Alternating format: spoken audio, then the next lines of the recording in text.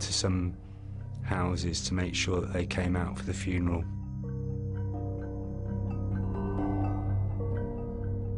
The Gunn family obviously were very, very popular on the Bestwood estate. You know, they'd lived there all their life. So it didn't really come as a surprise to me that there'd be so much outpouring of grief. Jamie was clearly a favourite of Colin Gunn, and we know that the death of Jamie Gunn hit both Colin and his brother and the community in Bestwood really, really hard. And it really did stir up some feeling within that community.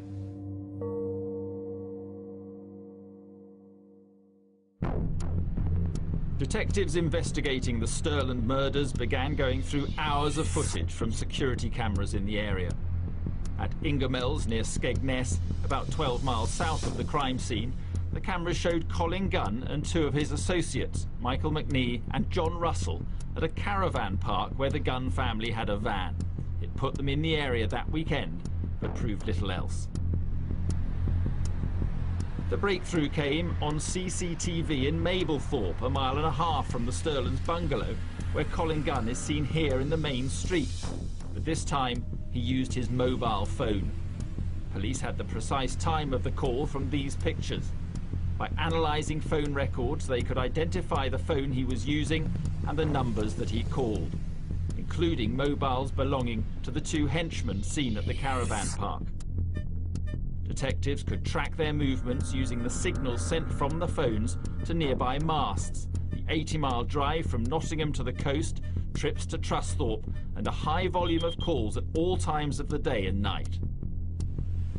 They were piecing together extremely small parts of the jigsaw, mainly from forensic evidence, and by forensic evidence I mean perhaps the obvious, fingerprints, DNA, but also mobile phone usage, tiny snippets of CCTV footage from caravan site, from public CCTV.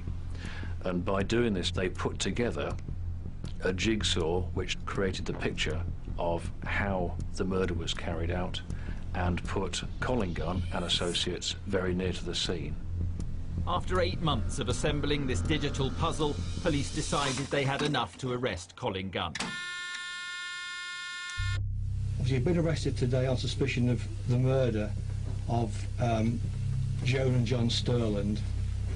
Can you tell us where you were on the 8th of August, which is a Sunday? This is the day that Mr. and Mrs. Stirland were killed. For someone like Colin Gunn, being arrested is an occupational hazard, and from his behaviour, he didn't display any sign of concern. His expectation may well have been that he'd be interviewed, released on bail, and that would be that. He was subjected to over 11 hours of interview, during most of which he said absolutely nothing in response to the questions and the evidence being put to him. The bottom line is, Colin, we believe that all roads lead back to you and your family that are behind this, the killing of Mr. and Mrs. Stirland. It was literally an assassination. Is there anything you want to say about the events of that weekend and the days leading up to the killing? He said a few things fairly briefly right at the end of that process, and they were more a brief statement of his position in respect to the evidence that had been put to him, rather than, you know, throwing his hands up to confess or anything like that. I want to say that had nothing whatsoever to do with it. I was up the coast with my family and friends. I met family and friends. I went to different parts of the coast, and that's all I've done. All I've done is gone down the coast, travelled about the coast, because I was on holiday, which I do most weekends, because I've got a van down there. And, you know, it's not unusual for me to do exactly what you're saying I did. My mum's got a place, like you say, right near there. Unfortunately, my mum's place happens to be right near to where it happened. But that don't mean that has anything to do with me. It's just that's where my mum's place is situated, which is where a lot of the activity that you're suggesting I was doing was around. But that's because my mum's place is there. My nephew had just died. My mum's grieving. To be fair, though, we felt that with a combination of other things taking place at around the same time and the product of the inquiries that had taken place previously, we were hopeful that we would be in a position to charge him without having to depend on anything he said in an interview. I mean, I'm shocked that you've got me and accusing me of these things on the nature of what you're suggesting is just phone calls. We've put you at the scene of the crime at the right time, haven't we? You put my phones, if they are my phones, in the area. What we're saying, Colin, is that there's not only your phone in that area, but there's also McNee's phone in that area, Well, but Russell's yeah, phone in that area. if you had- all at the material Say time. if you had There's another chap also- here, sat here, you'd probably get his friends' phones. We've told you what we think, and we've told you what the evidence is. Well, it's not evidence, is it? Well, it is evidence, yeah. Following that process, he was charged with the offence of conspiracy to murder. At that point, he still remained fairly cool, fairly calm and fairly collected. But I think the process of being taken to Lincolnshire firstly and then being charged will have both been surprises to him. Meanwhile, the net was closing on corrupt cop Charlie Fletcher. The untouchables hidden inside Project Starburst had cloned his computer so they could see everything he was doing. They continued to monitor his phone calls to his contact behind the racks of Armani suits at Limey's clothes store. After months of surveillance, they moved in on Fletcher. At his home, they found further evidence, reports and documents that Fletcher should not have had in his possession. We will never definitively know whether or not Charles Fletcher joined the police service as a corrupt officer or joined innocently and then became a corrupt officer. What we do know is that the corrupt network that he belonged to had relationships between him and other people that pre-existed his time in the police service. We know that for a fact. Turn your engine off, mate, police. The team investigating corruption had also found another bad apple. Vice Squad Officer Philip Parr, seen here in a television documentary promising justice to those who break the law. The main responsibilities of our unit is to target the curb crawlers. So it is quite clear, you come to Nottingham, you're going to get prosecuted. Parr would now be prosecuted for passing sensitive information to Colin Gunn. But the biggest trial that lay ahead was the Stirland murder trial. Colin, his older brother David, and 6 other men stood accused of plotting the couple's execution.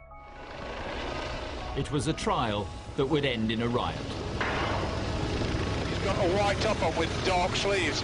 He has changed that shirt in the last 5 minutes. That lad wants nicking us in as we can get in there. In March 2006, crime gang boss Colin Gunn, his brother David and 6 other men went on trial at Birmingham Crown Court accused of plotting the execution of a middle-aged couple. John and Joan Stirland were gunned down in their bungalow where they were in hiding after Mrs. Stirland's son tried to assassinate a member of the Gunn family. There was no evidence as to who pulled the trigger, but a jigsaw of CCTV, mobile phone calls, text messages and other forensic evidence put Colin Gunn and 2 associates in the area on the day of the murder with a motive. Colin Gunn lost control twice during a trial lasting more than 3 months for conspiracy to murder. Once when the verdict of guilty was returned and he directed a stream of obscene abuse at the jury, particularly the jury foreman, saying things like, "I hope you die of AIDS." The second time was when he was about to be sentenced by the judge, and a similar stream of obscene abuse towards the judge. He was directed to be taken from the dock and he was sentenced in his absence to life imprisonment, a minimum 35 years.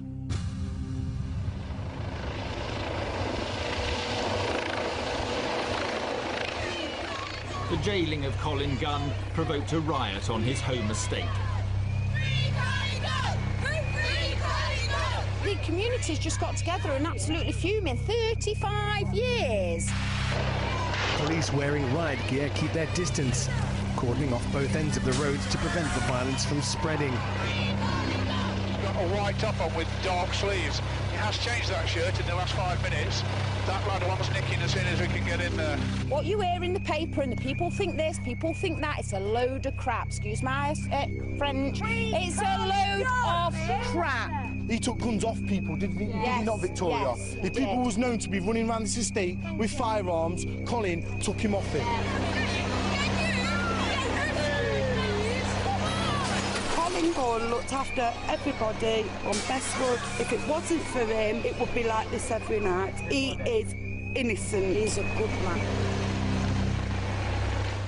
if you want to try and put some kind of moral spin on what he did, then you've got to go and tell that. You've got to go and justify that to the widows, to the mums who've lost their sons. You've got to go and tell that to all those grieving people who have been the victims of the evil that Colin Gunn has brought about this city. Got a reputation as an hard lad. That don't mean he caused all the trouble in. There's no heroin on this estate. There's no heroin on this estate because of him. There will be heroin addicts in this city who would not be heroin addicts had it not been for the activities of Colin Gunn and his business. There are people whose health has been irrevocably broken down, where that would never have happened had it not been for Colin Gunn. It's all based on lies, it's all a load of rubbish, and when I take it to the High Court in London, it'll be thrown out and he'll be home where he belongs.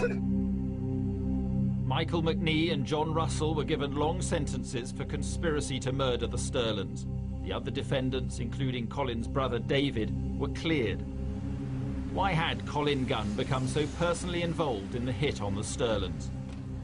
Revenge is a powerful motive, especially in the code of the underworld. If it's personal, you can't let go. It'll be like a cancer, it'll eat you alive. When you get in a position of power, like most leaders, you can give the order. It's easier done, and then you're away from it, you're on holiday, you got your alibis and everything. But if it's personal, well, if it's personal, it's got to be done. And if you've got to be involved and do it yourself, well, then that's the way it's got to be. Then you've got to look over your shoulder and think, well, I'm now looking at prison, losing my life, everything I've built up for, everything I've gained on the street, all my power, position, money, wealth, you're going to throw it out the window. But if it means that much to you, then that don't mean nothing. You've got to do it. Gunn was given a further 9 years for infiltrating Nottinghamshire police. His main informant, Detective Constable Charlie Fletcher,